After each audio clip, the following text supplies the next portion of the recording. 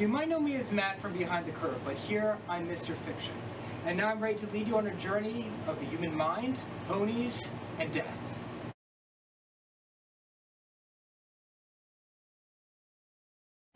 Okay, so this main channel's purpose is for you to get to know me.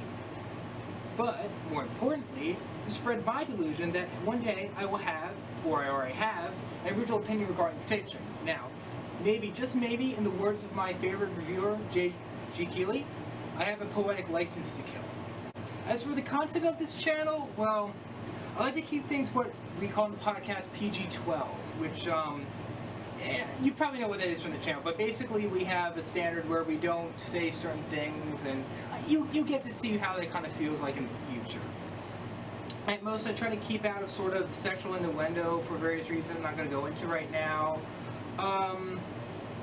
You know, I try to keep things politically neutral on this channel, or at least I would try to, and just generally uncontroversial. And what I mean by that is, by saying politically uncontroversial, I don't mean like I would talk about like what I think of like the new Han Solo movie, but what I would talk about Han Solo is if he's shot first, if his vest is really brown or blue in Empire Strikes Back, or also not saying like, oh, I agree or disagree with like Han Solo, the Empire, and that is like Donald Trump's thing. I don't do that kind of thing. You can get that anywhere. You can get on Facebook, the crazy uncle.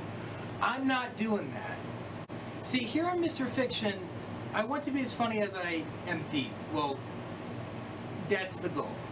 So this channel will have an art house bent. That'll sort of be its focus, you know, mostly I would say, but that's my strong preference. So think of channels such as Cinefix if you need a good comparison. Maybe less channels like something more mainstream like Nostalgia Critic, even though I would acknowledge that I am some elements I like somewhat Doug Walker has done. I don't really watch them at all. I read transcripts on the wiki. I don't know. Like but some of the movies that he likes, I would say I'm more influenced than some he dislikes, but and I feel like it's also my job maybe to like take some more art house elements of things and kind of like explain them in a funny way, you know, like kind of make it more palatable, you know. I feel like a lot of channels don't really do that. I mean, they explain some basic stuff, but I don't see like saying like, oh, you know, this is why Brazil is good. Like you might hear like Nostalgia Critics say like, oh, like I love Brazil. Brazil is my favorite movie, but like why? What makes it great?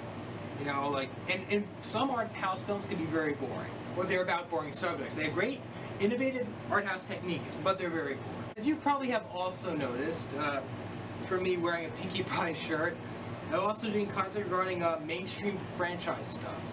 So after all, I'm Mr. Fiction1, not Mr. Movies, so I am still a big franchise nerd, I will say. I love and understand the mainstream appeal of franchises and tentpolers and big budget actioners and that kind of stuff. I just like the feel. I like the kinetic energy of a lot of action movies out there. You know, I say like more interested in like maybe kung fu stuff more than anything else. I don't know. So there's that. I'm also going to go into video games, who knows, and maybe even one day I'll talk about my top 10 movies from DeviantArt, who knows, you know.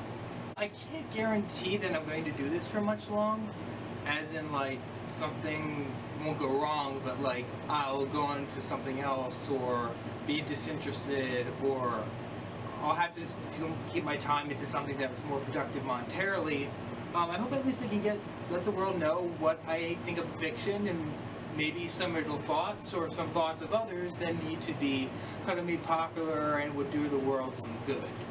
Actually, the next big thing I hope to talk to you guys about is something I like to call Big Retirement, which is a kind of about older filmmakers going to retirement in Hollywood or dying. So I really hope maybe one of the big Hollywood, you know, directors to retire or die soon, so some of us younger filmmakers can maybe get a chance in authorship in Hollywood, that kind of thing. So I really hope all the older Hollywood big names just die off so we can get this thing going, okay? So there you have it, folks. Death is good, movies are awesome, and so are ponies. And they make great conversation starters. Thank you.